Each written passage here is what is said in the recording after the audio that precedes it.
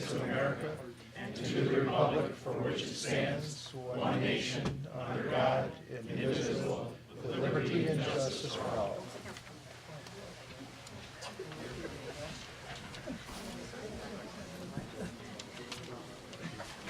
Good evening, everybody, and Happy New Year. Good to see everybody. Board members, make sure your microphones are on. Okay, our roll call tonight. You have 4 of us. John Daniel is in India, and TJ had some surgery just about a week ago, and she's recovering. And of course, we need to make a new appointment to the board tonight, and then we'll be doing that later in our meeting. Approval of the agenda is our next item, which is our public hearing that's set tonight on the Salem Springs issue. What I'd like to do, board members, if it's all right, I would like to take that public hearing and move it down to item A1, 8A1, and kind of combine it where we can get reports from our legal counsel and also our planning,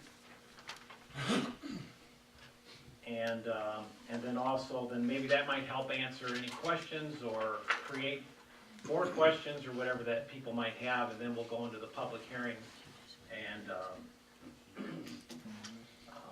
address that. So hopefully that will be okay. Any problems with that, members? Okay. All those in favor of the agenda that's in front of you, say aye. Aye. Any opposed? Okay. So now it's time for public comment. So during public comment tonight, if it considers the Salem Springs rezoning, we'd like to maybe just say that for the public hearing, and then maybe just general public comment during this time. Anybody? Okay. No public comment. And then we'll turn it right over to Mr. Winsley for the consent agenda. I move that Salem Township approve the following consent agenda items. The minutes of last month's December 9th, 2014 regular meeting of the Board of Trustees, as well as the disbursements that we made in December of 2014. General Fund, it had a total December check roster of $435,949.91, and that includes checks 2592 through 25143. Escrow fund of $6,614. The checks 1576 through 1579. We had a total payroll in December of $54,197.25 through Paycor $273.75. We had disbursements in the sewer fund $7,883.55. That was 2 checks, 1937 and 1938.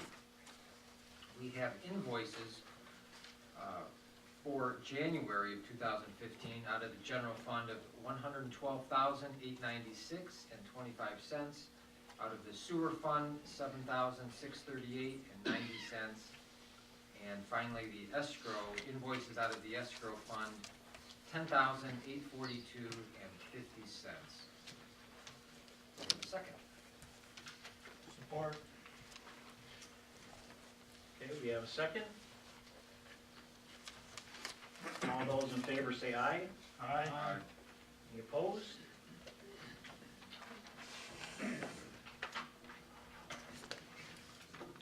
Okay, so moving on down to business item. Under planning and zoning, we wanted to talk about the Salem Springs rezoning. And so at this time, I'd kind of like to get a report from our legal counsel. I don't know if folks know Mr. Jerry Fisher. I know you know Mr. Plato. And so these two have been working on this project. So I'd like to get an update and on this ordinance that's before us.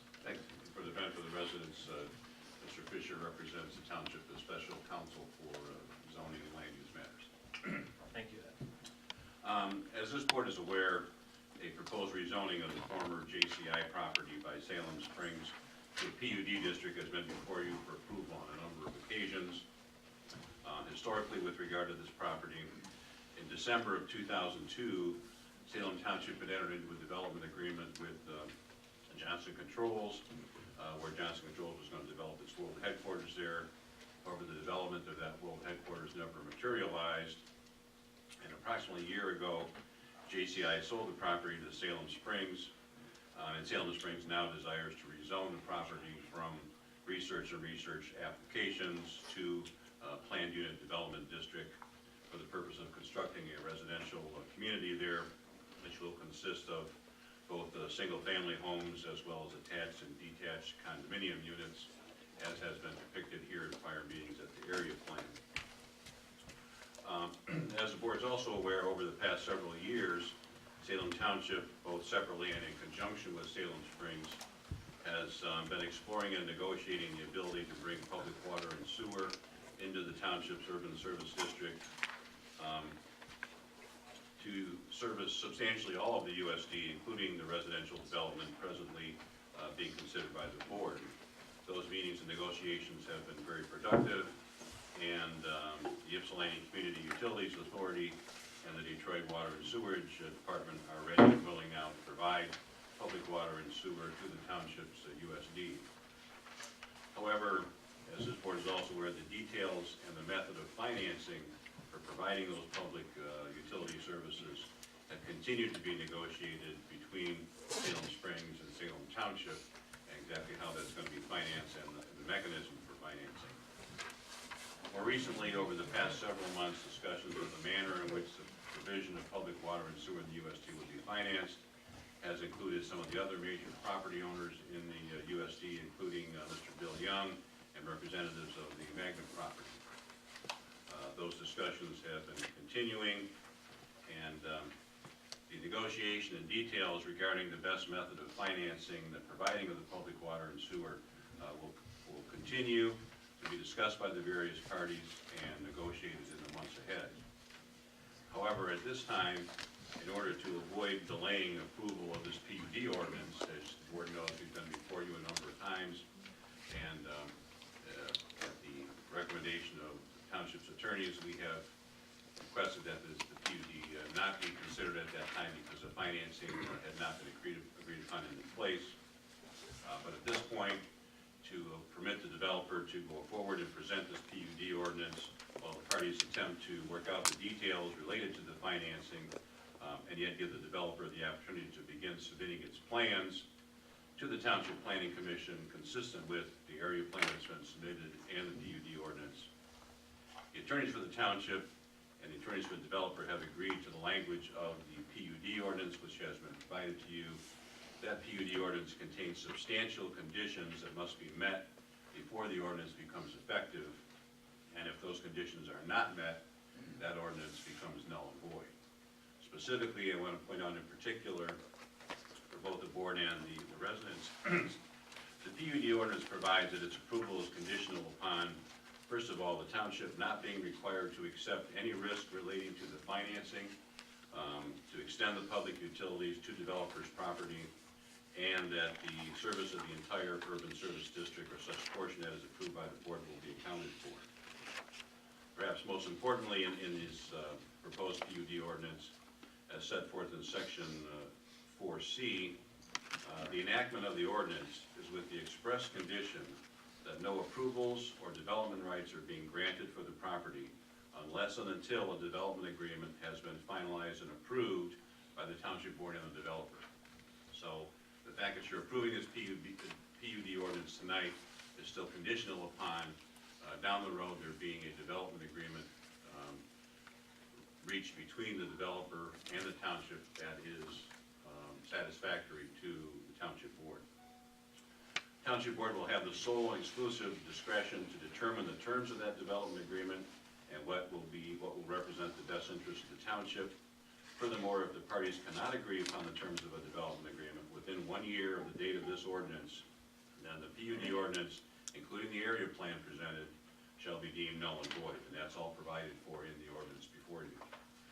Similarly, under section 4D, it specifically stated that all development rights provided by the ordinance are conditioned upon the township and developers successfully negotiating and approving a development agreement which will satisfy all the conditions to develop as specified in this ordinance. In section 4E of the ordinance, it provides that the development agreement that a development agreement will be required to provide for securing of public water and sewer capacity to provide service to the township's urban service district and to provide financing to bring the public water and sewer to the urban service district. Then as set forth on pages, going back up a second. Finally, in section 5A of the PUD, it provides that no approval of any plan or permits or development of the property will be effective or final unless and until a development agreement has been reached between the developer and the township board. And as set forth on pages 9 and 10 of these proposed ordinance, there is an acceptance there to be signed by the developer, agreeing to the terms of the ordinance. I have in fact obtained a signature of Mr. David Shostak, which I have in my possession, and upon this board's approval of the ordinance, assuming it's approved, then I will provide that signed acceptance to the board. If anybody has any questions, Mr. Fisher may want to add something. If not, we're available to answer questions.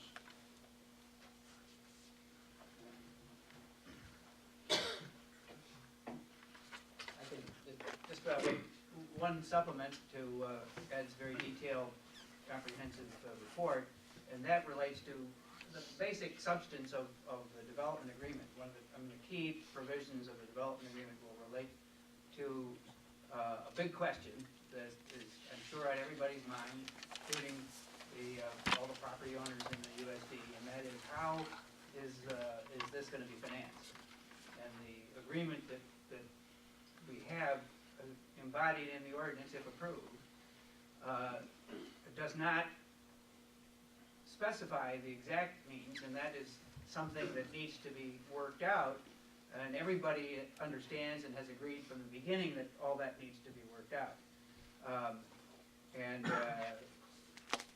The key aspect of this is that there are, as Ed Plato indicated, there are several major property owners in the USD, and the hope is that the property owners can, perhaps with the facilitations by the township, agree amongst themselves on the major funding that will be necessary for that water and sewer. Now, everybody in the district that will be served, and not in the township, but everybody in the district, would be responsible for paying a share because their properties will be served and benefited, and it would be unlawful for the township to merely allocate an obligation on some property owners unless they agreed to do so.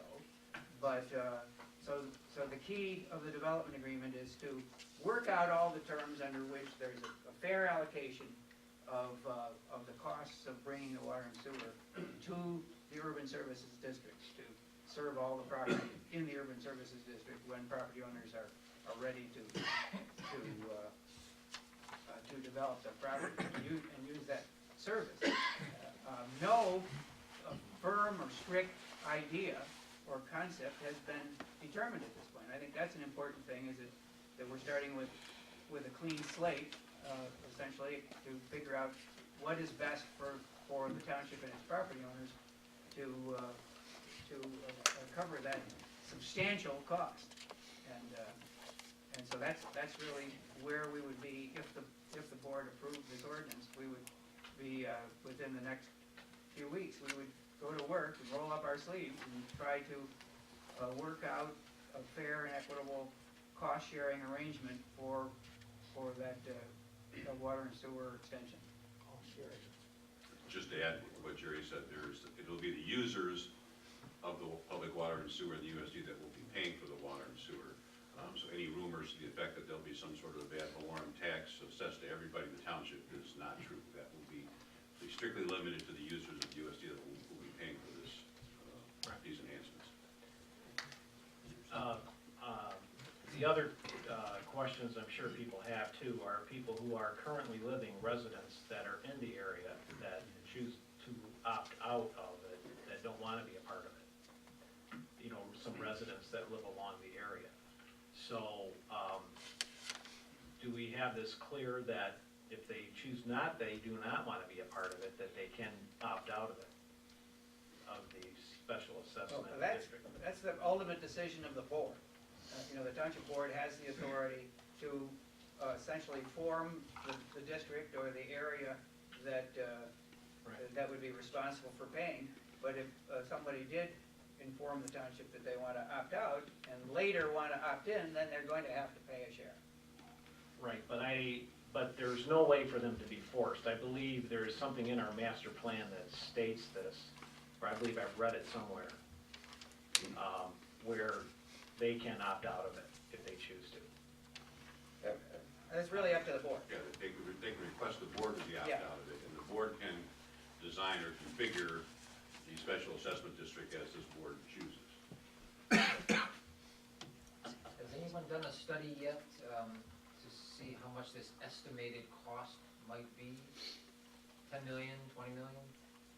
I think the engineers have those figures. I know Mr. Kessel may want to speak to that. Approximately 12 million.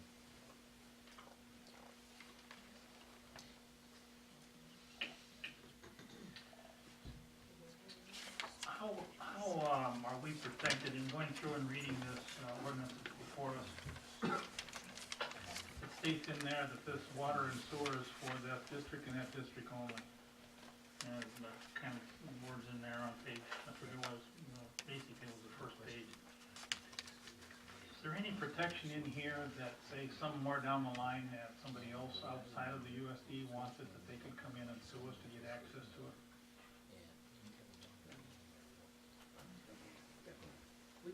Basically, the key in that regard is that water and sewer lines only have certain capacity. And if you want to serve a larger number of people, in other words, a larger area than is contemplated in the district, the size of the line has to be expanded, increased. And the idea for this project, presumably, if the board approves this, the idea for this project would be to size these lines, water and sewer, to serve just this area. And now that doesn't mean that somebody can't say, well, I want to run another line next to this one in the future. And, you know, that, again, is going to be up to the board and up to the future, really. But in terms of this line that's being constructed, it's going to have a certain capacity, and that capacity would be to serve the urban services district. Now, you know, if there's one or two emergency situations where a nuisance is occurring, you know, maybe there'd be sufficient capacity to cover that, but it certainly is not, it would not be designed to cover a greater area, because that would mean that it'd be a greater cost, and the property owners that are being charged are not gonna wanna pay a greater cost to serve other areas. And this is also the part where the master plan comes in. The master plan has identified this corner of the township as an area intended to be served by public utilities for many years now. And that plan has been based on a solid foundation, looking at the future of the township and the pattern of growth in the area.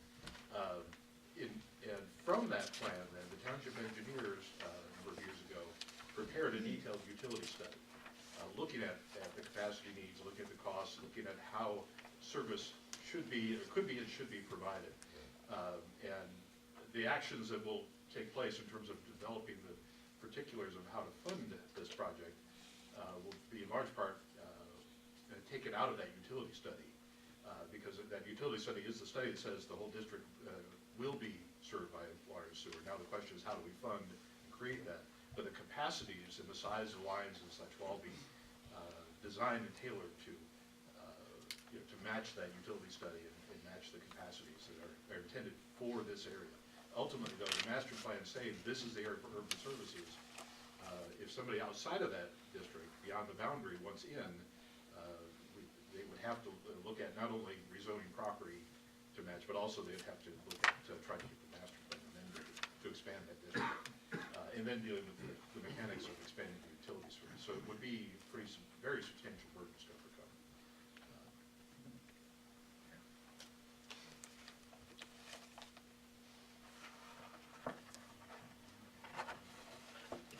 The other issue that you guys can just comment and touch briefly on is about, some other people are here tonight concerned about is the traffic studies and the wetlands section. Can we touch a little bit of base on that? I've been trying to get some, I know Rodney had spoke to you a little bit about the planning commission, this was brought to them. Let's talk about wetlands first and natural features. As was mentioned, this project has a history, and the Johnson Controls project, as part of that effort, some pretty detailed natural features information was put together, including wetland information. And in particular, the wetland information was included on the area plan documents that have been presented. That's the JCI's version of the wetland study. And actually what is provided on the area plan in terms of wetlands is really more than the ordinance actually requires at this stage, at this conceptual stage, area plan stage. The applicant will be required as part of the next stage, preliminary site plan, looking at the initial plans for the project, development plans for the project from the planning commission. At that stage, the applicant will be required to have those studies in place, what's called the impact assessment, which includes both the traffic study and also the study of other impacts such as natural features and plants.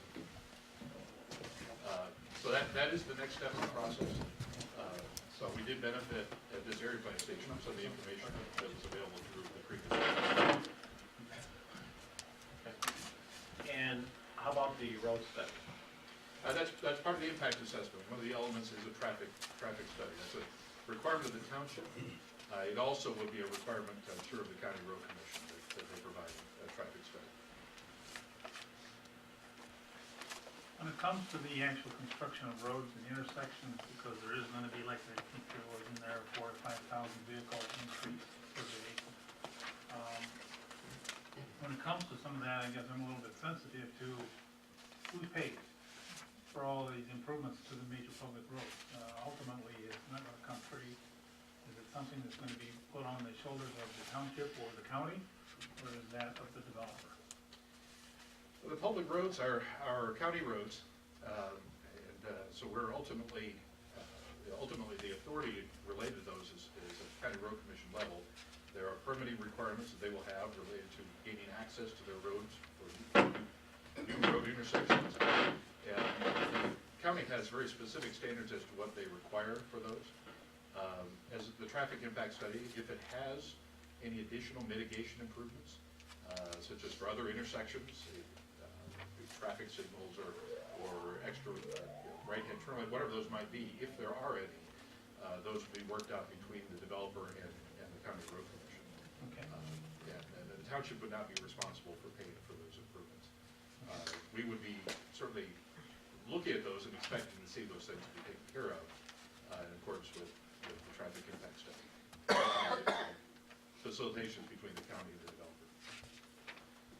But some of the concerns are, as for the road studies, the wetland stories for other property owners that's out there, is that this will be addressed, even if this is rezoned to residential, before anything is done. Anything is done on this property moving forward, this has to be. Well, absolutely. The site plan process is two parts, and there will be substantial review of all of the issues related to the site, related to how this development interacts with its neighbors, all before any start of any construction. The township's regulations are very specific and comprehensive. But the question to the board is, why weren't these done before? Where we're at now, during the planning commission time, why isn't it done before, or why are we waiting? That's a great question. This process, this plan unit development process, is it's designed to look at the overall concept first. And in this particular case, it was necessary in particular because the applicant's proposing to change the land use substantially. Of course, the property was planned for a business park, Johnson Controls project, that did not come to fruition. And here we were looking at a change to a different land use character. Actually, in some sense, going back to the future almost, because prior to Johnson Controls, the land had been planned for residential development. The idea is that this area plan stage, we're looking at the concept. This is the idea of what we want to do. Fleshed out enough to understand it, but not necessarily with all the engineering details worked out yet. Enough information to understand that it can work, that they can comply with the ordinance, but it is truly intended to be conceptual in character. We actually, in the last zoning ordinance update, we adjusted the information requirements somewhat for this stage to make it easier for the developer to do what they've done. That is, come to you with a concept and be able to make adjustments to it. The problem for the development side is that if they have to go through all the engineering details that are required for a site plan, at this stage, it is very difficult financially and otherwise for them to tweak that plan as discussion comes up either at the planning commission level or at the board level. And as you saw from this particular case, there have been a number of pretty substantial tweaks made to this plan to respond to comments, both at the planning commission level and at this table. And so that, in part, was facilitated by the ordinance update that ensured that this is truly a concept plan. And as Mr. Plato mentioned, what is actually approved here is really simply the concept. After this, they have to then flesh out the details and do the engineering and provide the additional information that verifies that they comply with all the requirements. Okay. Any other questions? With legal counsel? Okay, then, Rodney, if you'd like to give your latest report, I'd like to hear that right now on the changes and stuff that's been done. Okay. Well, everybody should have a copy of our report. It's dated December 17th. Since we were last together, the applicants have gone through a couple of iterations of the plan. And the one we have before us tonight, they've titled Sketch C1, and dated December the 11th. We did review that plan based on the ordinance requirements and also the direction that's been given by the board. And we found that overall that this plan, they have satisfied the items that we have noted in previous reports. The arrangement, configuration of the single family lots in the southern half of the development site is now consistent with what the board has asked for the board's direction from previous meetings. And as well as the detached condominium portion in the northern third has also been adjusted and again is consistent with what the board's direction has been and also what our recommendations have been in previous reports. Overall, the proposed housing mix has, they've increased the number of lots by units by one from the last plan that you saw. A 3-unit townhouse building has turned into two 2-unit townhouse buildings. It is not a significant change. There's the area where they did that. There's plenty of room for them to make that change and still comply with all the requirements that apply to that particular part of the project. The other details that have been in our previous reports, some missing information and survey details have all been updated and are consistent with the requirements. And notes, basically all the items that we have asked for changes in the past, all those items have been taken care of. So at this point, we found the plan is complete and it does satisfy the ordinance requirements that apply at this time, and it is ready for your consideration. We've included in our report on page 4, 4 essentially findings and conditions. All of those have already been reflected in the Township Attorney's proposed PUD ordinance. So those are all addressed in the ordinance language already. And so with that, we found that the plans are ready to move forward. And if you have any questions, perhaps answer them. Okay.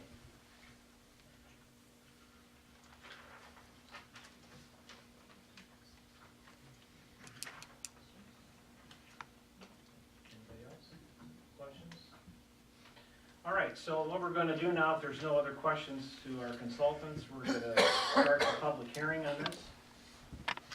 And, so it's at 7:31. We'd like to open this up. If by chance the applicant, if you'd like to, if you have any words or to share before we. Okay. Not at this time. I'm All here to right. answer any questions. All right, and so we'll take any comments and open it up at this time.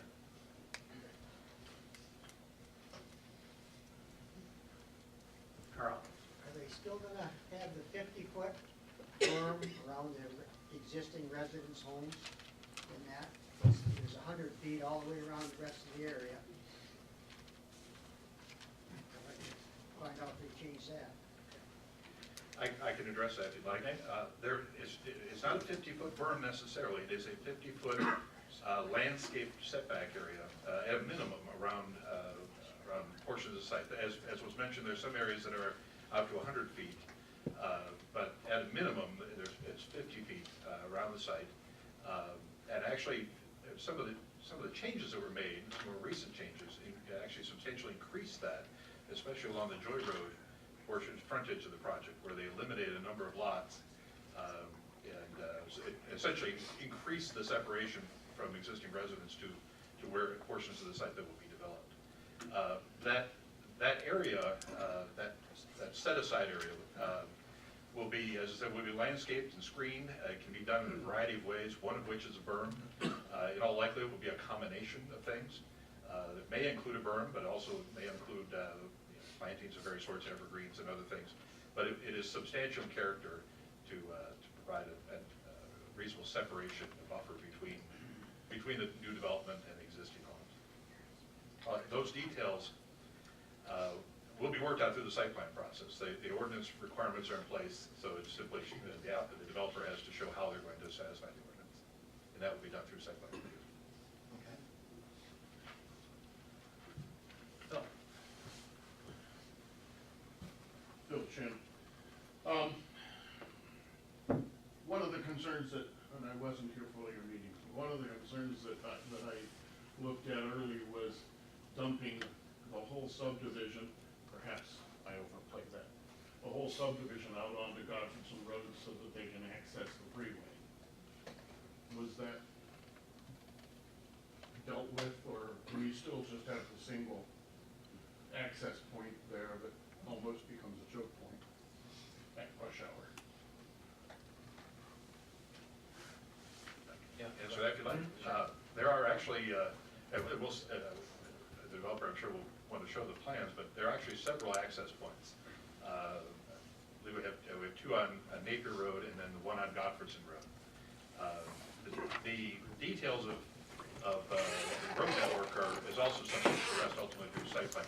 The internal road network is, while shown on the plans for purposes of identifying how many lots can be created, ultimately the road network is approved as part of site plan approval.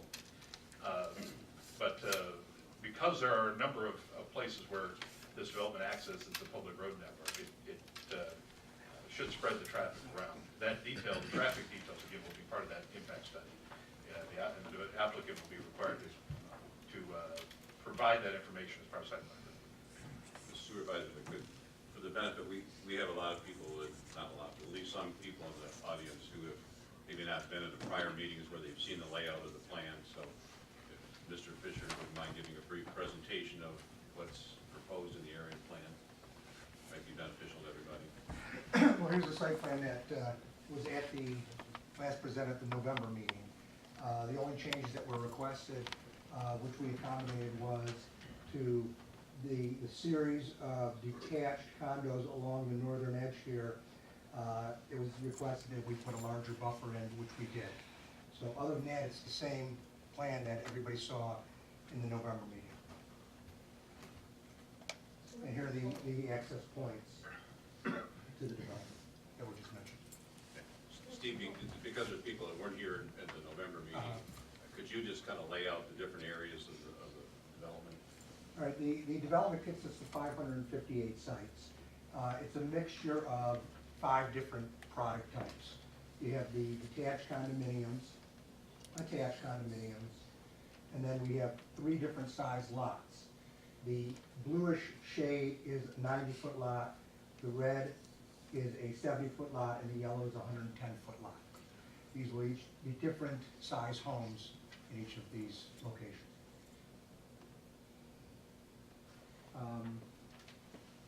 Anything? Maybe if you wouldn't mind, just point out where the access points are into the various roads. The access points are mirror what's on the other side of Napier Road. So you have an access point here, as well as to that neighborhood across Napier.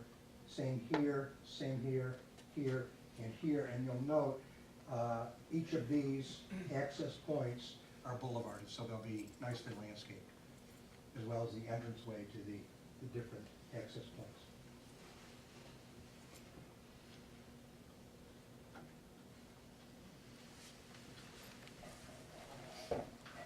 Mr. Supervisor, if I may, and if Mr. Nanny might be able to address this. So as far as the access points, the road commission determined that because of the density of the development and access points, that if they decided that there was a second access point on Joy Road, for example, because at this point there's only one shown on the concept, but if the road commission determined there needed to be 2, is that where that would be driven, and then the developer would make those changes as necessary? I'm just using that as an example, but. Certainly, the road commission, during the site plan stage, will be looking at the access points along the public roads. They will be looking more at the safety of the intersection rather than the density of development behind the intersection. But they may determine, for example, that the road placement needs to be adjusted to ensure proper safety for motorists traveling through. If that's the case, then that adjustment would have to be made. In terms of the process, that the conversation, the details with the road commissioner are usually worked out for us between what's called preliminary site plan approval and then final site plan approval. So they get an initial site plan approval from us, then finish up working with the road commission, and any adjustments that need to be made there would be made provided on the final site plan. It comes back to the township for approval. The road commission certainly will have an active role in terms of determining how many access points and where they're most appropriately located.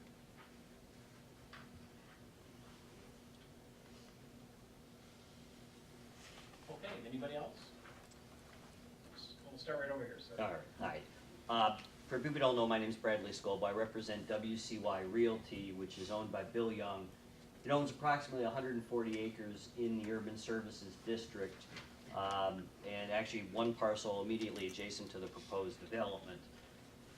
You know, I'd like to start off by saying that even though this is probably not the use that was originally anticipated when the Urban Services District was created, I'm not sure that we necessarily object to the use itself, but we do object, or maybe better, have some concerns about the order in which the process is taking place.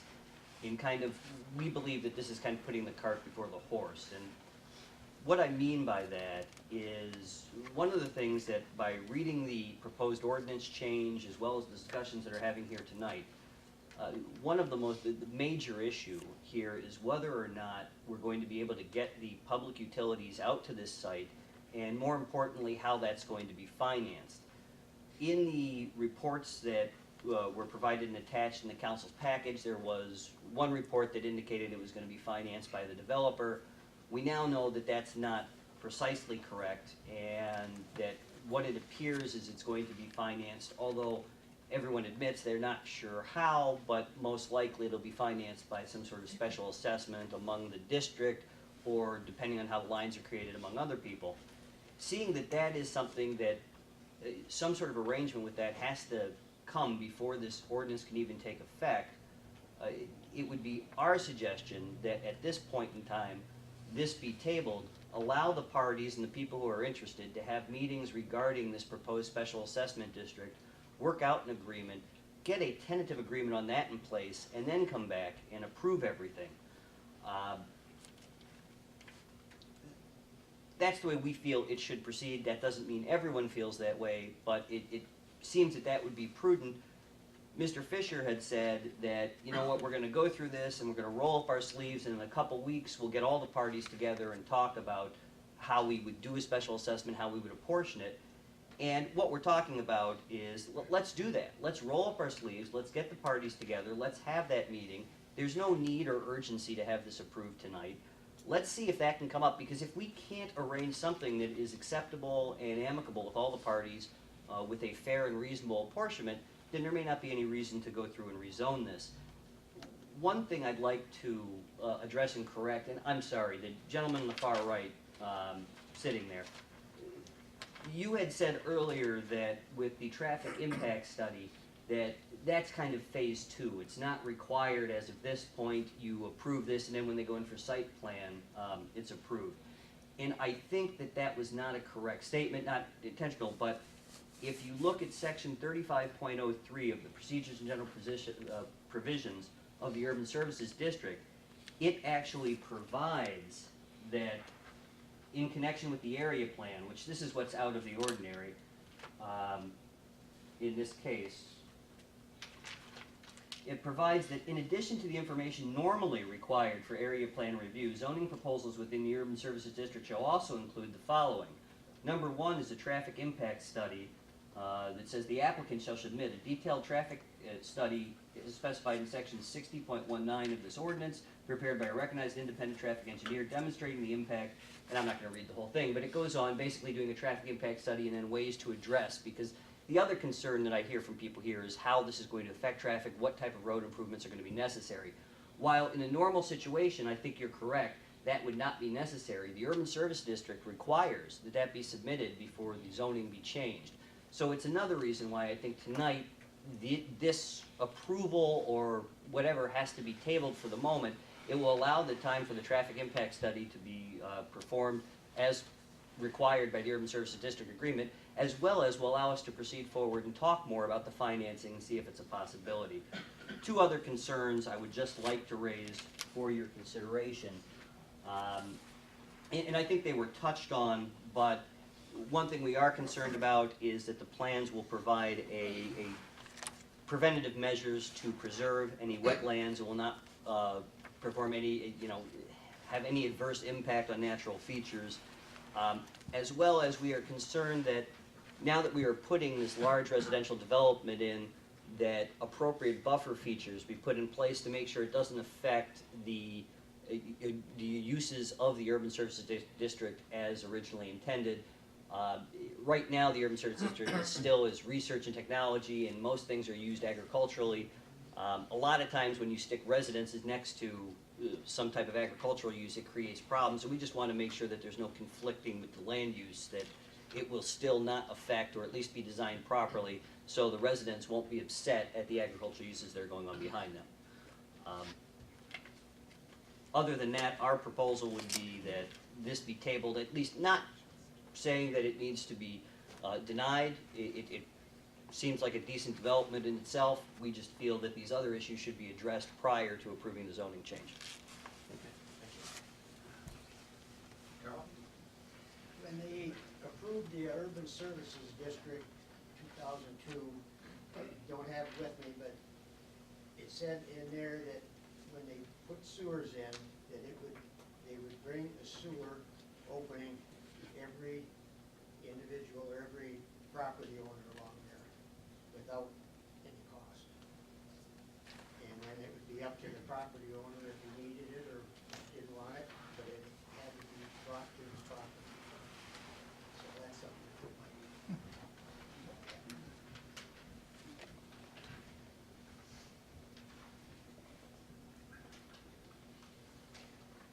Linda?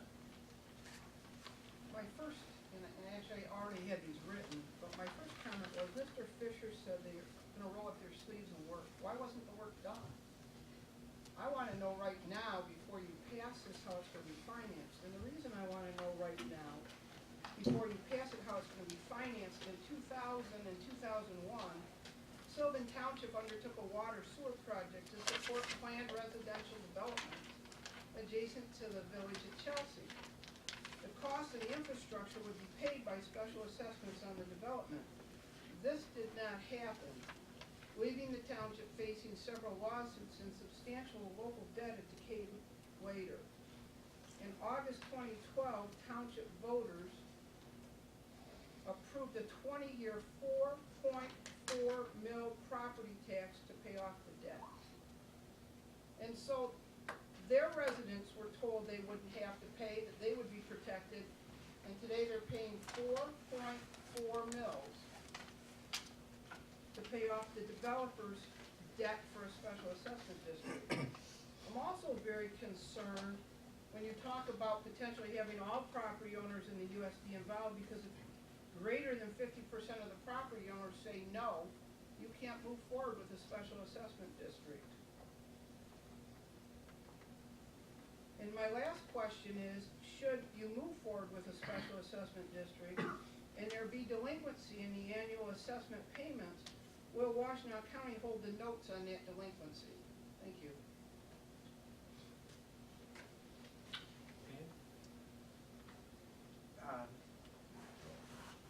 Yeah, I think so. I'm sure she'll let me know if I don't answer. Right? What's that? We didn't hear you. Speak up. Will do. Thank you. Basically, the first question, and it's an important one, and that is, why hasn't all of this been worked out as part of the ordinance? Why hasn't all the financing been worked out as part of the ordinance? And the key response to that is that when we got to the point in our discussions, and believe me, that the initial anticipation and all of the work that was done had contemplated that all of this be part of a single package. And that certainly would have been a nice way to do it, and put everything in a box, and put a bow around the box, and be all done with it. But one of the things that became very clear as part of this arrangement is that we're really not just serving this property with water and sewer. We're talking about water and sewer for the entire urban service district, or a substantial portion of it, with the exception of areas that have conservation easements and individual homes that don't want the water and sewer, and that sort of thing. And so as soon as you get into that situation, it would have been impossible for the township on its own to speak for everybody else, and it would have been impossible for Showstack to speak for all the other property owners. And so it was necessary to separate the two so that we can determine, and Showstack presented their application for a planned unit development, and the board wants to know whether that is something that's appropriate, and we can make that decision separately with the understanding that it would never be effective for formal approval purposes until we work out the other part of it. And working out the other part means getting everybody else that is a major stakeholder together so that we can ensure that they are all treated fairly. And that's what I meant by rolling up our sleeves if and when the board decides to approve the PUD ordinance this evening. So we have other property owners that are involved. Certainly, there would be no basis to require Showstack to dig into its pocket and pay $12 million on behalf of the whole urban services district. We know where that would end up if any attempt was made to require that. And that's not a place where anybody wants to go. It's a waste of money and a waste of time for everybody. And the only one that would win on that would be the attorneys. And not that I don't like attorneys to win, but you know, it's not a wise course. And so recognizing that we can't require one property owner to make all this payment, we're really left with a situation of trying to figure out what the best course is and what the most a fair and equitable course is for all the property owners in the district. And so that's the ground that we need to cover at this point, and we've committed in this document that we'll start working on that right away. With regard to the Sylvan Township situation, that's a very serious issue. It's not irrelevant to this at all. It's quite relevant. And we know that most of the property here is vacant.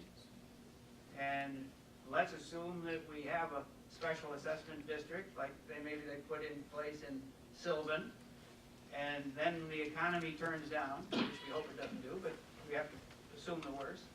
The economy turns down, and everybody is delinquent on their special assessment payments. We need to have a mechanism to make sure that the township is not in a position to have to impose a 4.6 millage to its property owners so that they can vote on that to avoid a judgment being entered and the same result occurring. And so that is part of the mission that we're going to have to embark on when we start working on this development agreement, as to how is the township going to be protected in the event the economy turns down and everybody's delinquent.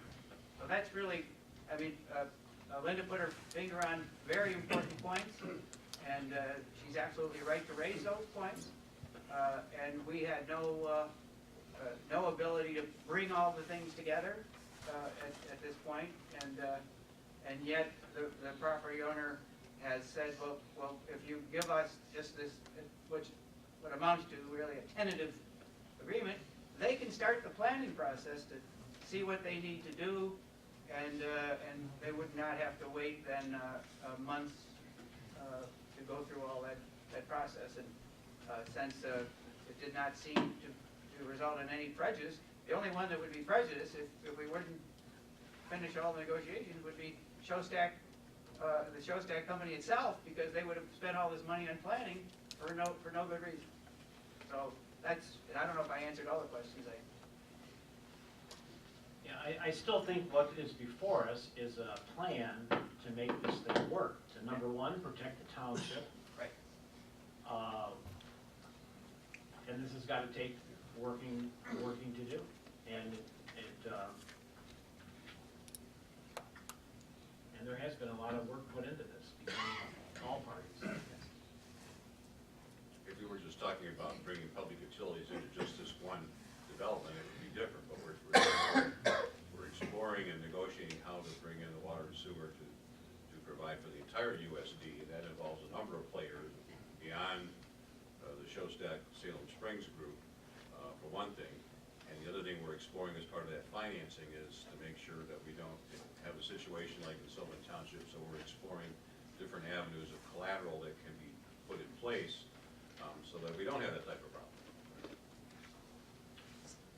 Okay, thank you. Gary? Yes. Real quick, Reggie DeLuca, I'm familiar with the property. I worked on the USD and the master plan. John's Control, REI, came in front of me many times. Two concerns. One, you mentioned on capacity, that once it's all in place, somebody could come alongside and right next to it and continue on. Our major objective, what were the outlines of the USD, was to prevent anything going beyond that. Clarification on that, I mean, that's something new. I've been in construction all my life, and I've never heard of that ever happening. Well, actually, I apologize to you, may have been misunderstood. The point is the urban service district boundaries are set in the master plan, and getting beyond them would be very difficult. It would be a large number of both technical related capacity and planning related master plan and zoning. So we're actually keeping within what you're describing. I know capacity, once it's maxed out, that's it, and that's what the ultimate design of that was. And the studies were done back then for JCI and REI when they proposed their developments. The other thing is, shoot, I lost my train of thought. Shoot, I'm sorry, I had another question and I can't remember.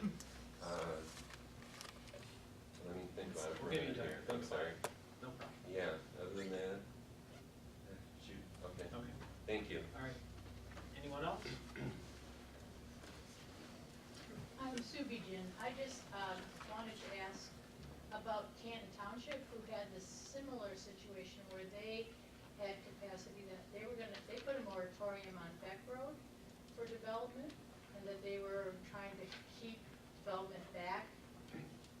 And then the school had wanted to go in outside of that district, and they went specifically to that school, and then it went to a lawsuit, because then developers said, well, went to a judge, and the judge said, you can't hold it there. So, and there's a lot of development beyond Beck Road, west of Beck Road. So, I just thought I'd bring that up. So it is possible. I mean, if the capacity isn't used by the USD people, maybe then you can't prevent people from going beyond it. Well, can I just respond to that? I think it's important that the people that are in the USD are gonna be paying for the capacity, and gonna be paying for the So that's sizing of different. the lines. And that's a Okay. pretty important thing. Good point. Thank you. It's also different in relation to planning. Salem Township has had a long history of planning related to this area for urban services and not beyond the very defined area. Whereas Canton Township, that's not the case. Canton Township had long planned for development beyond there. They were just simply looking at the timing of development. And that, I think, probably is what raised the issue of area. Yeah, I'm sorry, Gary. I'm sorry. The other thing was, my understanding, the infrastructure is gonna be put throughout the whole USD from the get-go. Is that my understanding? That hasn't been resolved, but that's the expectation. Yes. Okay. Back when we had proposals in front of us, I believe at one time this is something to consider, that as each development would come in, they would continue on with the water and sewer, and that developer would pay for it, rather than that whole lump sum put out. I just give some idea. The idea behind the sewer plan, utility plan that township engineers put together a number of years ago is that the capacity, the size of pipes, the location of facilities will be set up for the whole USD. But it still can certainly be developed in pieces. The idea, though, is to have the capacity set up properly. Obviously, as part of this development, those details, exactly how much and where will all be worked out. And ultimately, that would come back to the board for action. Okay. Anyone else? Gary? Yeah.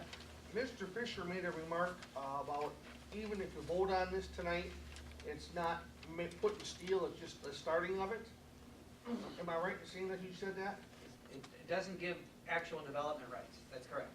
It only gives the developer the right to propose plans and not get final approvals on them until the rest of the arrangement is agreed So I upon. mean, after tonight, all you can do is give you more plans. Right, Nothing else. right.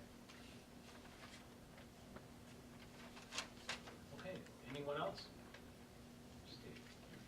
Just, I live right on Napier. That greatly affects me. One of my big concerns is anybody even considering this kind of density in Salem Township's out of their mind. And two, if you're gonna ram this down my throat, why do I have a 50-foot easement behind my place where everything else is gonna have 100? I wanna know why we're gonna get hosed on that one. And if the Sunshine Crew over here, who wants to blow all the smoke up everybody's pant leg, how beautiful this is gonna be, go to Canton or go to South Line. Tell me how beautiful that is with traffic. There's 3 entrances for this on an Napier Road. It's already nuts with the Pulte development. And I wanna know why we got so much on about a mile and a half of the road that goes nowhere. It dead ends at North Territorial and it turns to dirt in Ann Arbor Road. What are we gonna do about the traffic? We can't get in and out of the driveways. Now it's a racetrack. It seems like anybody that pays over $350,000 for their home, stop signs are optional. Then you're gonna put 2 entrances across from each other? There's gonna be a wreck there every morning. So, it's nuts.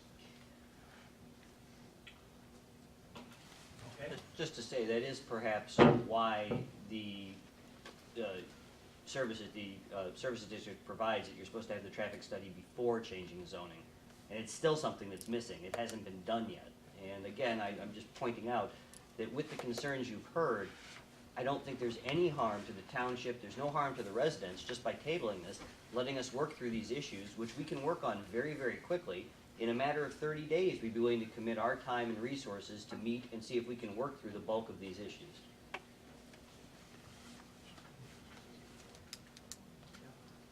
If it's all right, I can address that particular point. I noted the gentleman mentioned section 35 of the ordinance. Well, there actually is no section 35 of the ordinance. He's referring to an old ordinance. It's not the current ordinance that is in force. The current ordinance does require an impact assessment, as I mentioned earlier. Actually, the area plan, right on the area plan, item D, that list there in the lower right-hand corner of the area plan, is very specific that impact assessment will be provided as part of preliminary site plan review. That stage, especially with the character of the actions before you tonight being essentially a concept approval or a tentative approval, as Mr. Fisher said, that arrangement is actually very appropriate, because until there actually is a land use established, that this is what the board has said is appropriate land use for this site, there really is not much to base an impact assessment on. The impacts, for example, the old Johnson Controls project would have been very different. In some cases, actually more than the impacts of this particular project. But always, until we have a land use established, that the developer can move forward and say, this is what we're expecting to work with. There's not really the ability to do an impact assessment, which is why item D is on there, to say that will be taken care of as part of the next stage, preliminary site plan. And by the way, item D is a condition in the ordinance itself, and the ordinance says that the ordinance is not effective and doesn't give development rights until item D is complied. Okay, anybody else? Yeah, Gary, after what I've heard this man here and other people, I would dare say you should table this until you get more information on it, until you, get the other board members back in here. Well, yeah, four board members making a decision, get the other ones back in here. Let them stick their nose in the fire. Okay, anybody else? But that won't happen. Okay, the public hearing is closed at 8:05. That's what it says.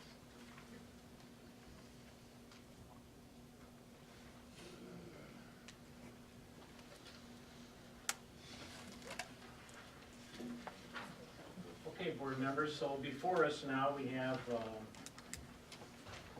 we can have a motion before us if we want to make this motion. Mr. Winkley. Also, I just want to make another couple comments along with your, in the board packet. You have exhibits from the planner and then also our engineer, which talks about, a lot about the infrastructure, so that's been submitted. Also.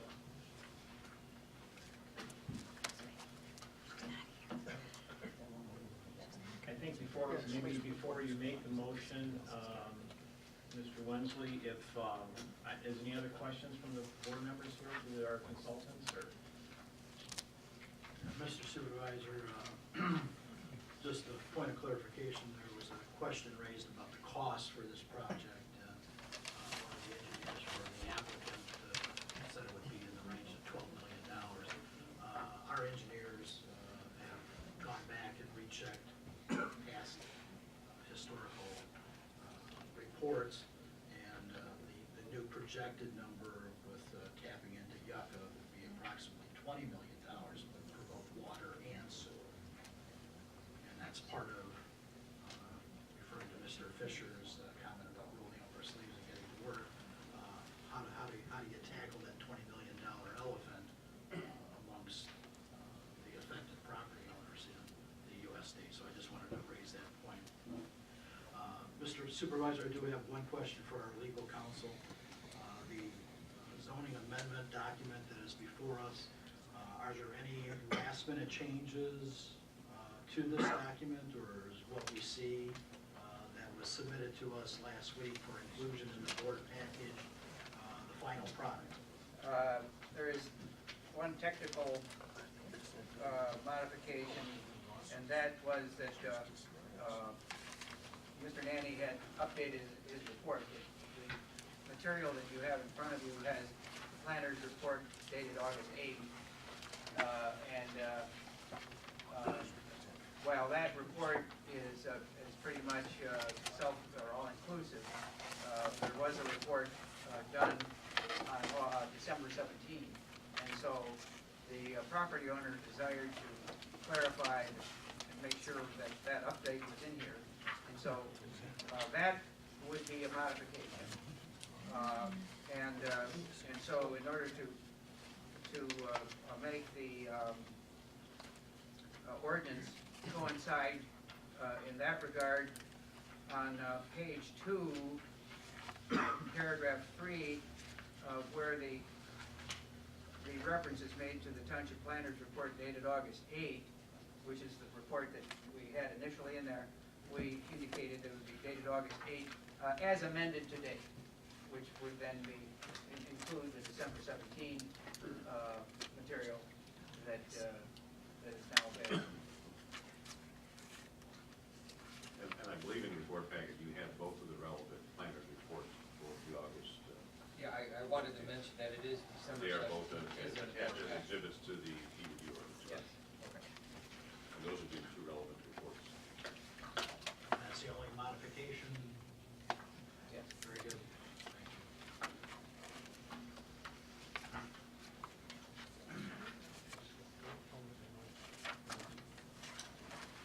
So this motion originally was made by T.J. McLaughlin, but I will change it, and I'll put my name. So I move that Salem Township approve the adoption of the attached amendment to zoning ordinance number 2015-01-13-01, including the detailed area plan sketch C1 dated December 11, 2014, which you see up there on the board, and the township's planner's reports. The property being approximately 370 acres, formerly known as the JCI property, is hereby rezoned consistent with and subject to the attached amendment to zoning ordinance from research and research applications to planned unit development district. The applicant for the PUD rezoning is Salem Springs SC LLC, the owner of the property. And just a note to everyone, a public hearing was held before the Township Planning Commission on Monday, June 16th, 2014. And then today's public hearing was held before Salem Township Board of Trustees on Tuesday, January 13th, 2015.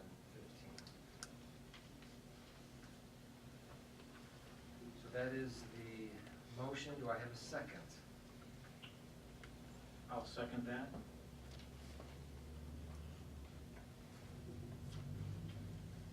Any other questions, discussions?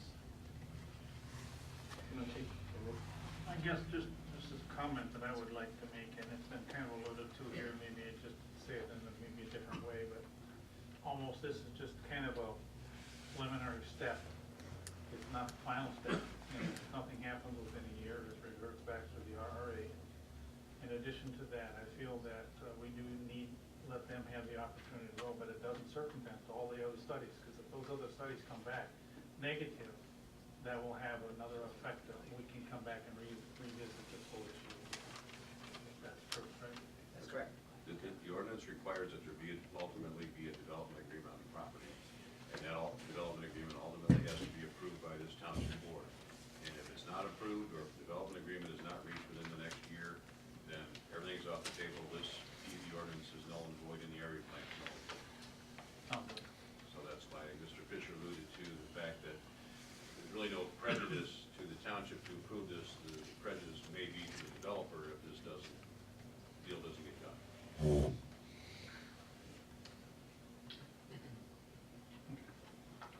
Okay, we have a roll call We vote. will have a roll call vote. Converse? Yes. Daniel is absent. McLaughlin is absent. Trent? Yes. Wensley, yes, and Whitaker. Yes. Okay, thanks, everybody. We're moving on down our agenda to appointments to the Board of Review. I move that Salem Township approve the appointments of the Salem Township Board of Review for a 2-year term beginning January 1st, 2015 and ending December 31st, 2016. Frank, Augustine, I guess that's how you pronounce his name. I always pronounce Frank's name wrong. Patrick Curley, Ronald McBride, Diane Delakis. All right, thanks, Dale. And then Dan Rivera. Them two, Diane and Dan, are alternates for the Board of Review. Can I have a second on this? All right, let's see. We'll go with Converse in a second. Congratulations. All those in favor say aye. Aye. It's passed. All right, Mr. Converse? I move that Salem Township adopt the general retention schedule number 25 of the township clerk, item number 201, the meeting notes and audio and video recording, to read that the audio and visual recordings of the meetings of the township body made for the purpose of transcribing the minutes may be destroyed after 7 years after the meeting of which the minutes are approved by the public body. I'll second it. Okay, any other discussion?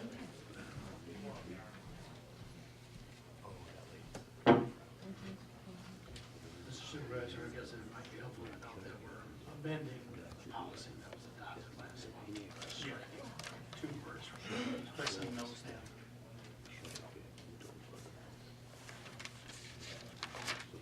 Do you want to do roll call on this since we approved it last time or not? Sure. All right. Converse? Yes.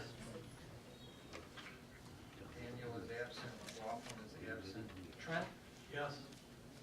Wensley, yes, and Whitaker? No.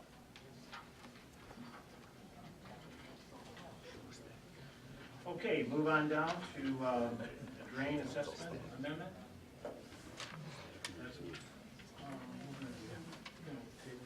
All right. You want to table?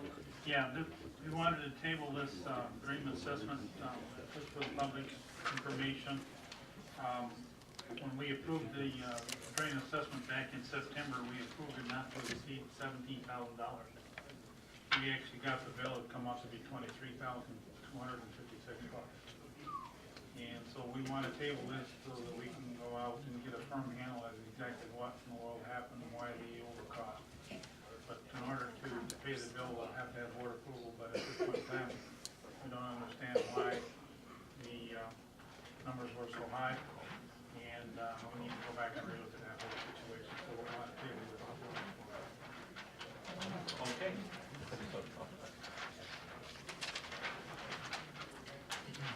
Okay, now we're down to the firefighter grievance that we have before us tonight.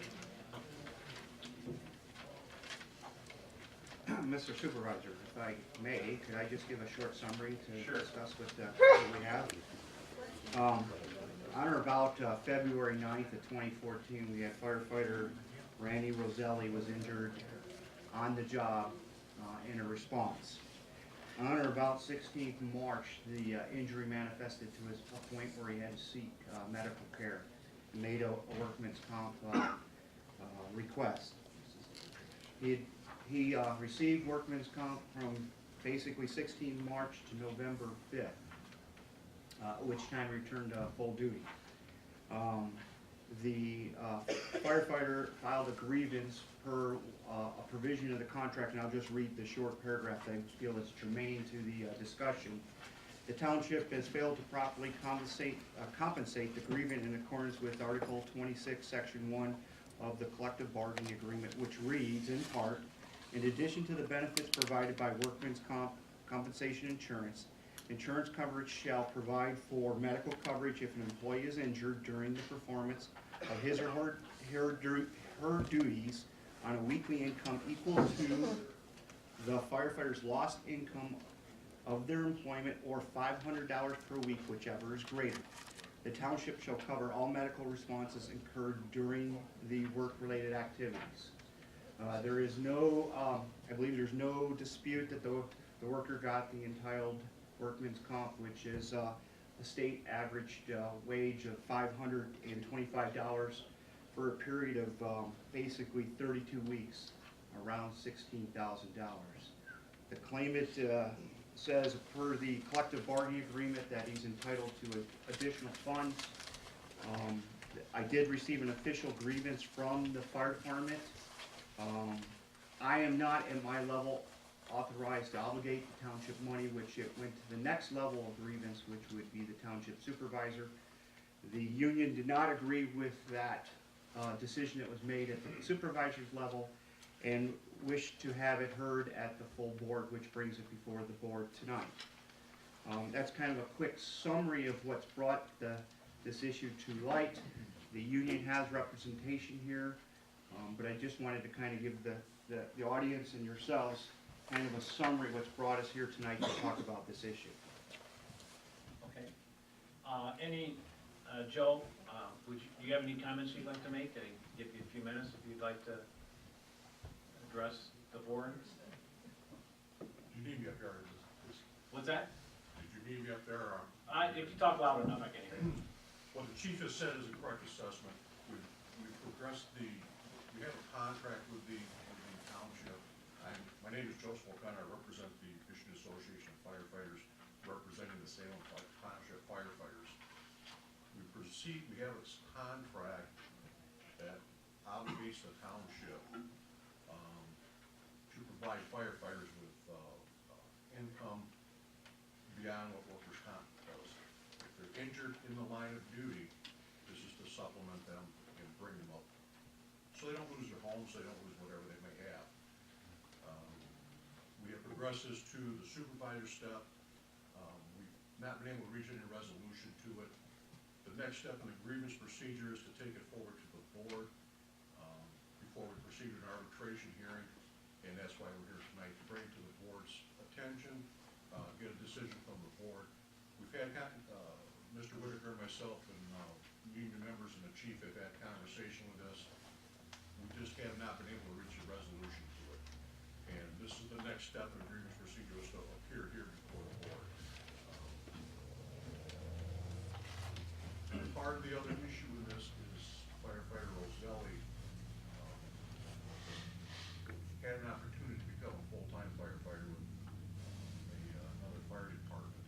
He was able to take that position because of the injury he suffered, and once he recovered from his injury, he was put to work with on a part-time basis. So there are other issues that have come up on this, but we just bring it to the board.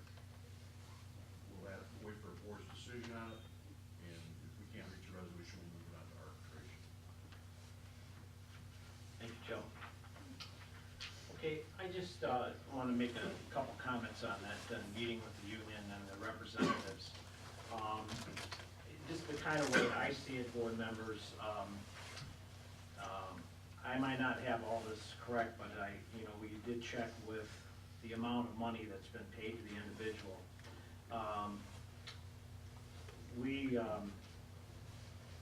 In the very beginning of this, after his initial, when he had hurt and he reported it, I looked at the monies that we paid this individual and then also how much he had made at the township, meaning that this was his only form that I know of employment that he had, which if you look at, it could be $500 a month or whatever the township would pay on-call fire department over several years, several months that he had been here.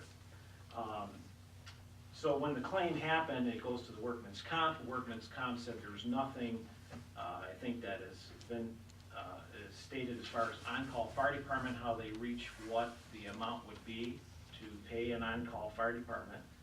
Therefore, they looked at the issue as far as firefighter being a full-time firefighter, what they're paid, and that's what they based it on, which maybe the average pay, Jim, maybe you may know from our deputy clerk, how much we pay this individual, but, you know, it could be, you know, 500, even if it's $1,000 a month would be very high. But the workman's comp decided that they would take an average of $500, I think $32 a week. 525. What's that? It's 525. $525, which we have been paying, the workman's comp has paid him while he has hurt his back, had no other employment before.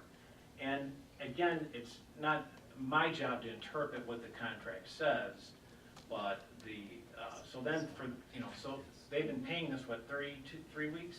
32 weeks, sir. 32 weeks, he received this, and now that they've come back to the township, and with a clause of $500 more per week that the township has to pay,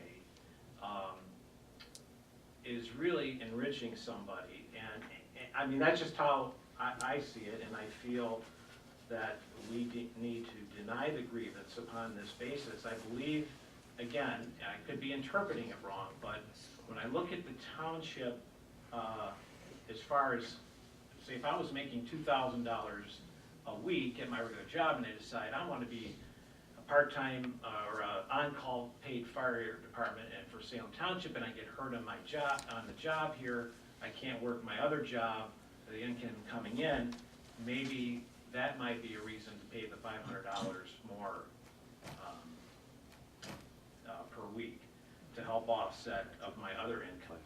But in this case, it is a little bit different. I feel that the workman's comp getting $525 a week really enriched him. More monies that he was getting for 32 or 33 weeks. So I just feel, and the other thing I did say, when we did meet, we did make a counteroffer. We did have an insurance policy the township has that we had our insurance company look at it where it pays like $300, I believe, a week, is it? But because the claim was not turned in at a proper time, can you elaborate on that? Yes, sir. So our insurance policy that we have, that the township carries, has a provision in it that when a person's injury, that the injury has to make, that the claim has to be made, or the injury within the claim has to be made within 30 days. In this case, the firefighter was injured, but the injury didn't manifest itself days for some 45 days. So because of that, the insurance company denied it because it said clearly in their policy that if a person's injured, they have to go see a doctor and they have to have all that medical stuff done within 30 days and make the claim to the insurance company. And we were unable to do that because of the fact that the firefighter's injury occurred and didn't manifest itself to a point where he needed to go to the doctor until 45 days later, and there it was summarily denied by the insurance company because it was in the provision of their contract that they had with us saying that if you didn't report it to a medical person within 30 days, all claims are off. So we had lost that. Question. Okay, why did it take 45 days for someone who's hurt on the job to tell anybody, 45 days to tell anybody about it? So that gets into the medical side of things, and I'm not sure how much total I can talk to. It pretty much, the summary of it is it tweaked it, and it's progressively got worse to a point where you had to do something about it. So it was, as you can remind with a back, is, you know, sometimes it's like, oh, I hurt it and it gets better, and then sometimes you hold a disc, and I'm not sure exactly what the condition was. But the case was that we know exactly when the injury occurred because of the acts that the firefighter was doing, and then when he reported it wasn't some 45 days later until he actually seek medical care, at which time he's determined by a doctor, and in fact that he's injured, can't perform his duties, and it was directly from the event that occurred when he was working with us at the fire department. So there is evidence that says, the doctor says it goes back to that date rather than maybe Correct. playing recreational hockey or anything during those 45 days? Correct. Yep, we have that documentation, and it's filed with Kim. And during the meeting with the union representative and that, we did make a slight offer to throw $100 more, and they denied that, so we just felt that. And there was some basis for that $100 offer too, was the fact that we did talk to the insurance company that said, we have a policy up to $300 that they would have paid under the policy that we had for such a type injury. However, the policy cost would have been reduced because of the fact that the individual had received workman's comp. And we said, what would the reduced amount be? They said to $100. So in discussions with the union, just to be fully transparent here, we did make a counteroffer of $100 a week to match what the insurance company would have paid if it had been approved through their policy. Okay, any other questions? So I don't know if we need to make a motion on this to deny the grievance. That's what my motion is. Do I have a second on that? Yes. I'm sorry, Gary. Yeah. Go ahead. I understand you made a motion. Go ahead. Just before, and I understand your position on that, I do. The workers' comp that he was receiving, that's based on what's called a state average weekly wage. That's set by workers' comp. It has nothing to do with what he earns here or anything. Secondly, I believe he did have some employment. I believe he was working, whether taking that into account or not. And the insurance company, what we have in the contract, we don't negotiate with the insurance company. That's between the employer and the insurance company. We negotiate with the employer. We negotiate this in the contract, coming into negotiations, and that's gonna be the place to address that. But what we have now is, we negotiated with you, we can't negotiate with the insurance company. Right.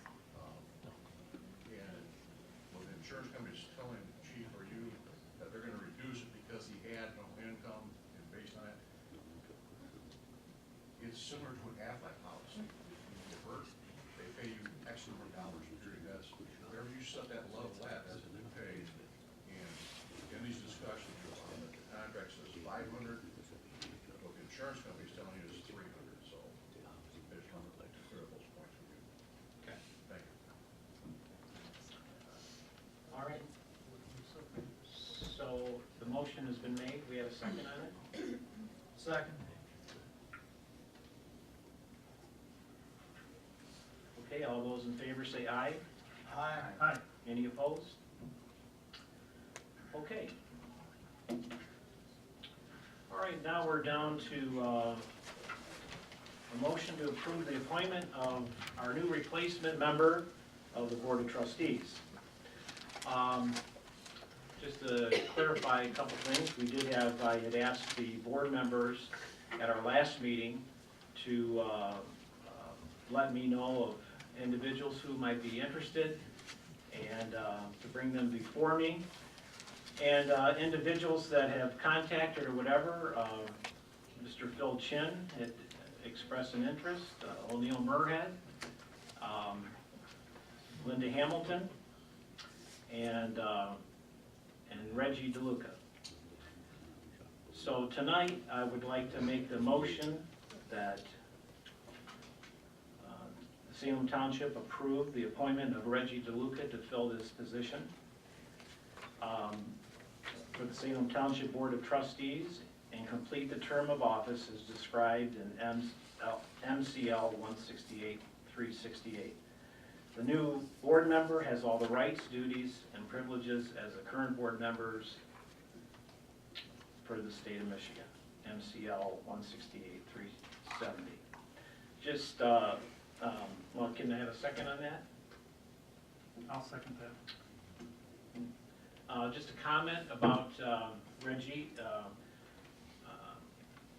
In the very beginning of the board members that are up here, Reggie was one of the people that we considered about running for us back in running with us back in 2012. And most of the members all know him.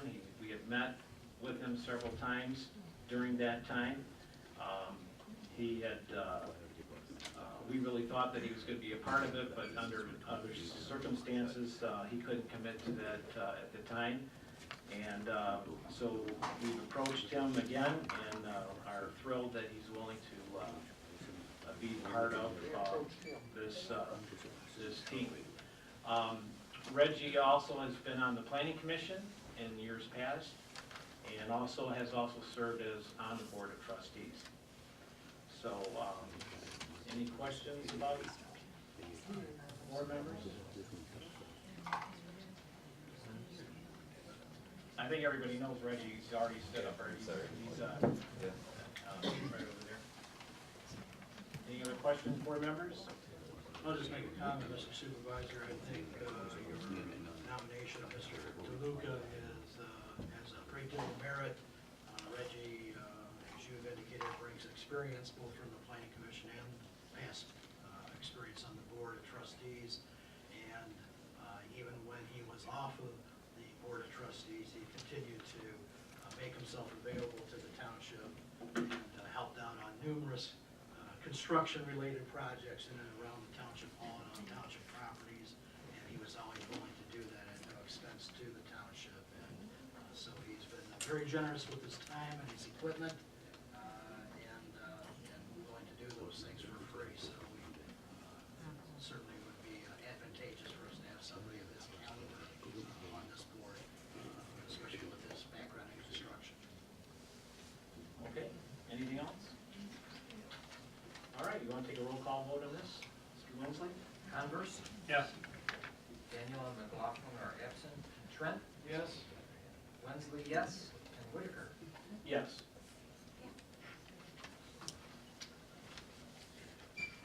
Okay, moving on down to the, welcome, Reggie. We don't know where you're gonna sit, so we're gonna have to figure out what chair you're No, gonna that's sit. not a problem. Thank you, and I appreciate your support. Like always, I'm here 100% for the township and the people of the township. And I'll be 110+%, so I look forward to it. Thank you. Thanks, Reggie. Thank you. Okay, down to the carpet. Painting and carpeting of the township. I move that Salem Township approve. The amounts have been submitted for the carpet and painting.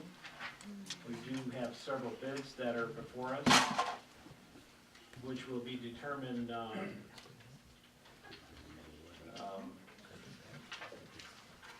there's no one contractor that's been approved yet, but these are the proposals that are before us to have this happen probably in, because of border review and also with the tax season coming to an end, probably not till the 1st of April to have this done.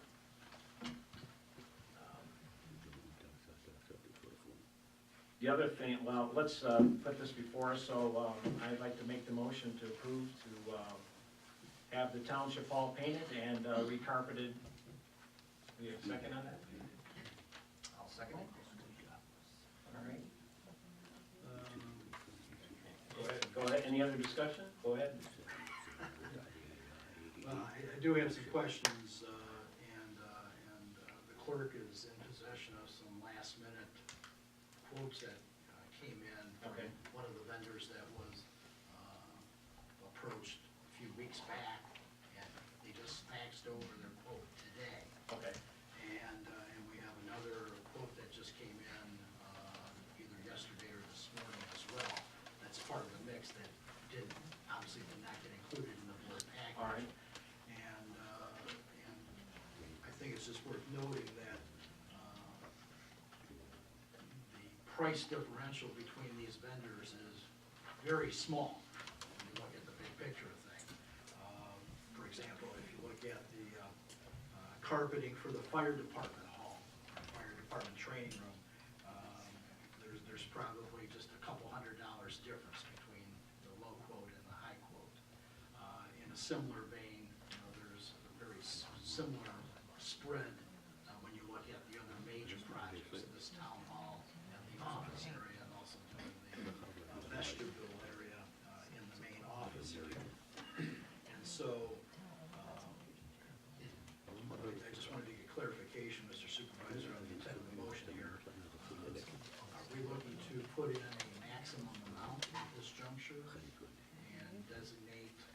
Well, we could just review these and do it in February.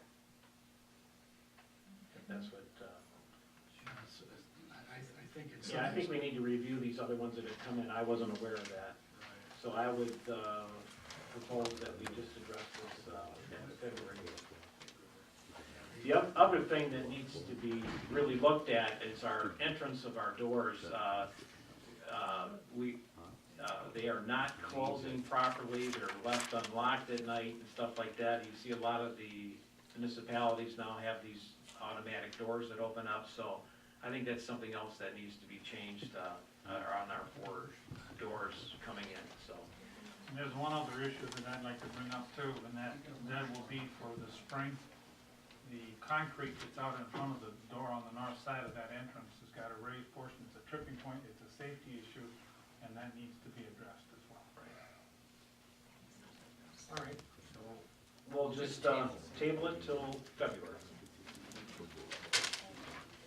Okay, and now we're down to the clerk revenue expenditure reports are submitted, and now down to the party. I got one thing. Oh, go ahead. Sorry about that. Just two things that, from the clerk's point of view, as you probably all know, we thought 2015 would be a free election year, but now you all know that we are going to have a May 5th election to vote on an increase in sales tax going to the road funding for the state of Michigan.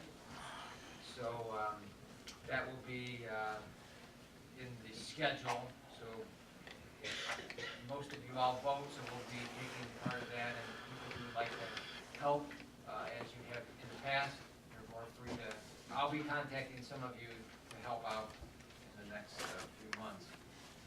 Secondly, there was an individual who contacted the Washtenaw County Road Commission to put forward a natural beauty road for Brookville, for the road of Brookville. And we will need to do a public hearing in February on this. And I'll be letting you all know and letting the public know about this public hearing for Brookville Road, and that will take place in February. Those are just my two things for that course. Okay.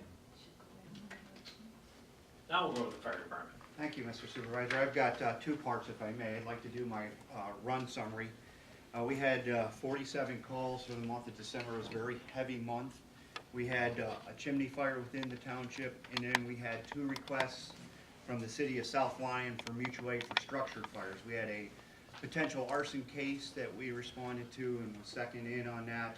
And then they had the large commercial structure fire with the windows.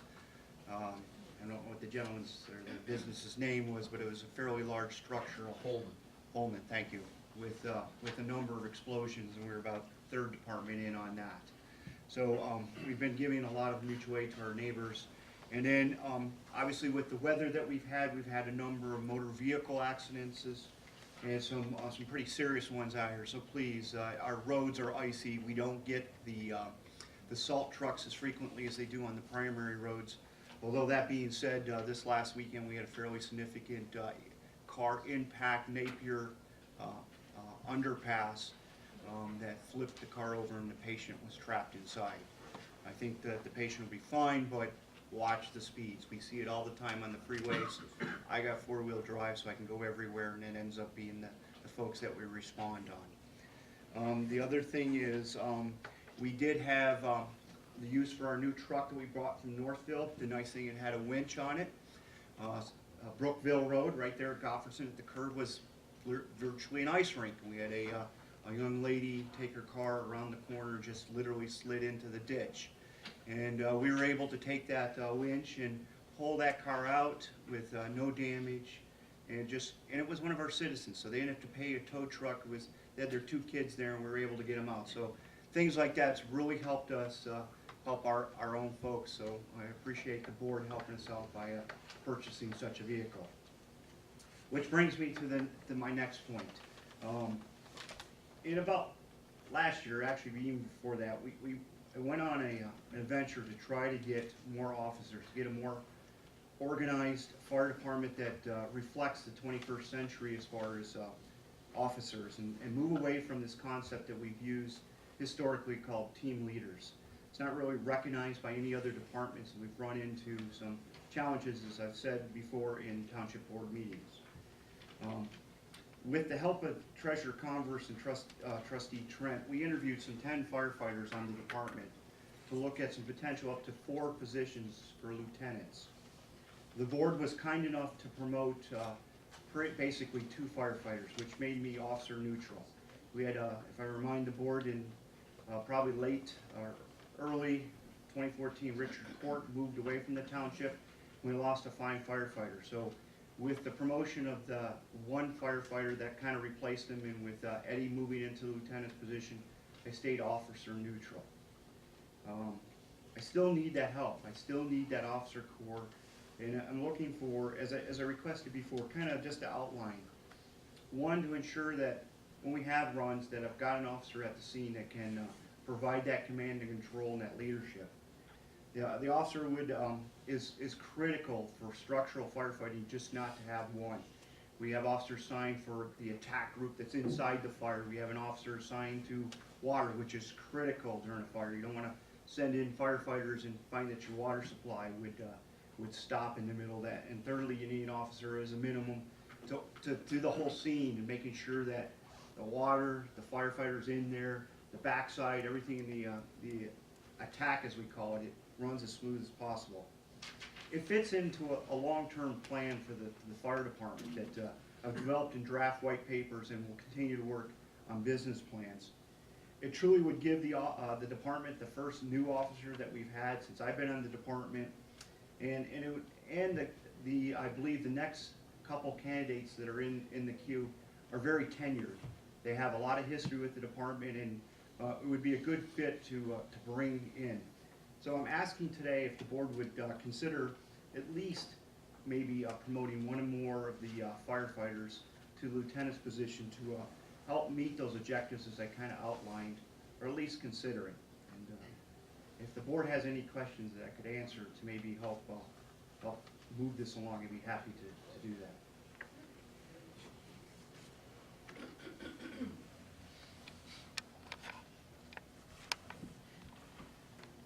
Any questions? Mr. Supervisor, when we went through that process last month, I had taken a very conservative approach in filling the requested number of slots, motions that I had brought forward on behalf of Chief Rockwell even a year ago, that we would look at promoting potentially up to, and not making that firm commitment.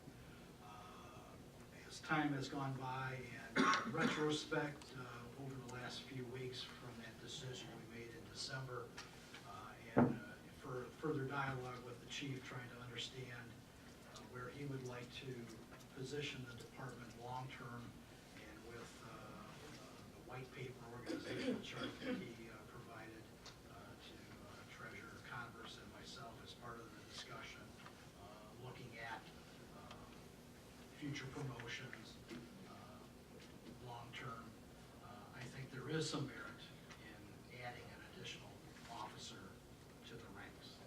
And I think it would be a good business decision to do that at this time, instead of waiting until months down the road after contract negotiations, for example.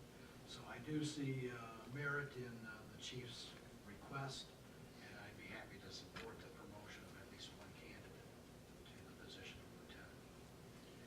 In addition to that, I'd just like to add for everybody's, one of the issues that I had with the process that we went through in the past was kind of like, to me, it was almost like we're gonna promote somebody and make a spot for them. And I take a very firm view that we really need to go back and do an org chart. We needed to go back through and do a complete study as to how the interaction of all these different officers would work. From the chief all the way down to the lieutenants, sergeants, captains, whatever you want in there. We need to have an organization to support, and then you backfill according to those requirements that organization would say that you need. not just to promote a person because they've been here or they have qualifications. It was more from that. Jim took the challenge, and he has, and as David has alluded to, he has put together a white paper, and that is a start on that.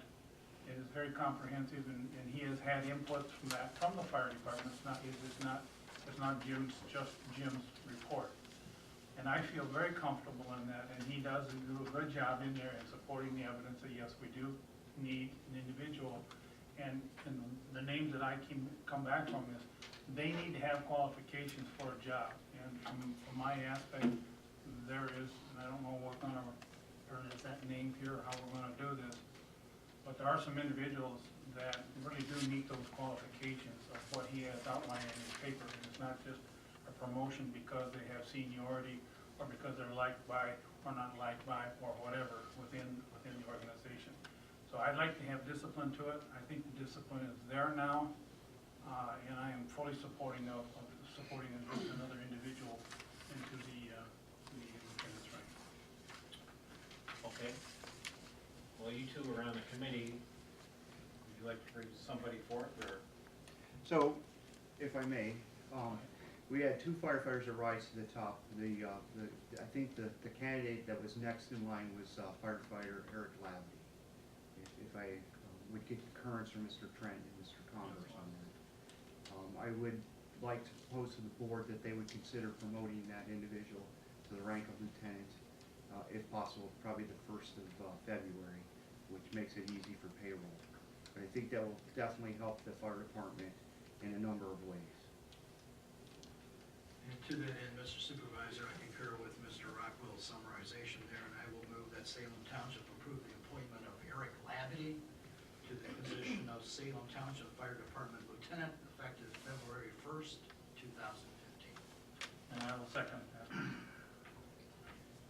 Okay, all those in favor, say aye. Aye. Any opposed? Thank you. Here's your other lieutenant. Thank you.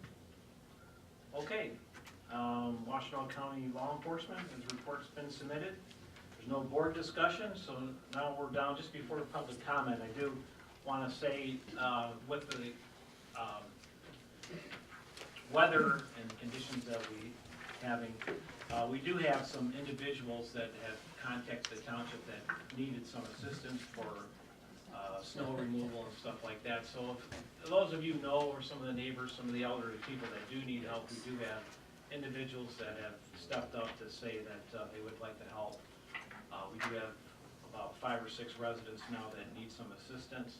So we want to make it public, and if we do have people that you know, we can sure give them some assistance in clearing it. No, Daryl, not you. You can pay for it. So anyway, feel free to contact us with any of that. Okay, now down to public comment. Bonnie? Thank you, public comment. Okay. First of all, I would like to request that for as long as you guys have been in office and the fire department has had a review or had on the agenda, I would please, would you have the man quit lecturing us on how to drive? We're all over 50 here, and we've all driven on these roads that long. Second of all, we got new trucks, fine. Why this person they pulled out of the ditch didn't call the tow truck and wait like everybody else has to? Thank you. Okay. Yes, I just wondered, did you guys, go to Mr. DeLuca, or did he come to you guys wanting that job? How did that operate, Gary? I actually called him. Okay, I figured that. Thank you. You're welcome. Okay, anybody else?